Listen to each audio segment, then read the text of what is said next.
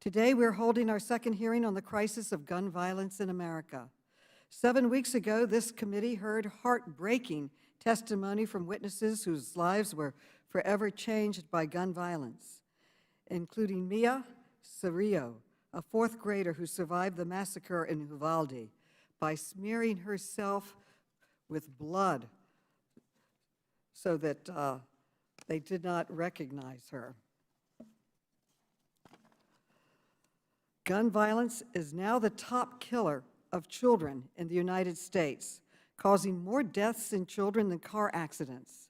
In 2020, more than 45,000 people were killed by gun violence, the highest number ever recorded in our country. And since our first hearing, the evil of gun violence has continued to shatter our communities. On the 4th of July, a gunman rained down bullets on families at a parade in Highland Park, Illinois. He killed 7 people and injured dozens more. That shooter, like the killers in Uvalde, Buffalo, Las Vegas, Parkland, and Newtown, used an AR-15 style rifle.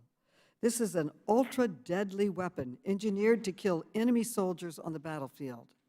Yet the gun industry has flooded our neighborhoods, our schools, and even our churches and synagogues with these deadly weapons, and has gotten rich doing it. That is why I launched an investigation into the gun industry. This morning, I released a memo with our initial findings, and what we found is appalling. Our investigation shows that 5 major gun manufacturers collected a total of more than $1 billion from the sale of assault rifles over the last decade. One company, Ruger, made over $100 million through the sale of AR-15 style rifles in 2021, and more than doubling what it made the year before. Another company, Daniel Defense, tripled its revenue from these rifles from 2019 to 2021.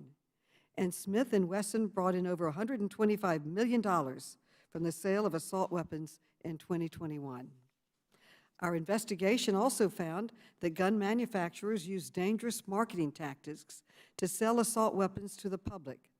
That includes marketing to children, preying on young men's insecurities, and even appealing to violent white supremacists. Finally, we found that even as guns kill more Americans than ever, none of those companies take even basic steps to monitor the deaths and injuries caused by their products.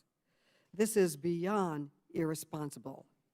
At the end of our last hearing, I vowed that this committee would hold a second hearing so the committee and the American people can hear directly from the gun industry about why they continue to sell the weapons of choice to mass murderers. Today, we will hear from CEOs of 2 gun manufacturers who sold assault rifles used by mass shooters, Daniel Defense and Ruger. Daniel Defense sold the assault weapon that was used in Uvalde to murder 19 children and 2 teachers, and to wound 18 others. And Ruger is the largest rifle manufacturer in the U.S. Their assault weapon was used to murder more than 24 people at a church in Sutherland Springs, Texas. We also invited Mark Smith, the CEO of Smith & Wesson.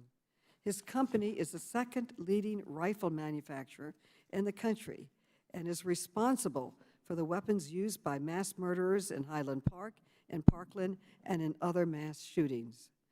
Mr. Smith promised he would testify, but then he went back on his word, perhaps because he did not want to take responsibility for the death and destruction his company has caused. But the time for dodging accountability is over. Today, I'm announcing my intent to issue a subpoena for documents from Smith & Wesson's CEO and other top executives so that we can finally get answers about why this company is selling assault weapons to mass murderers, answers we were hoping to get at today's hearing.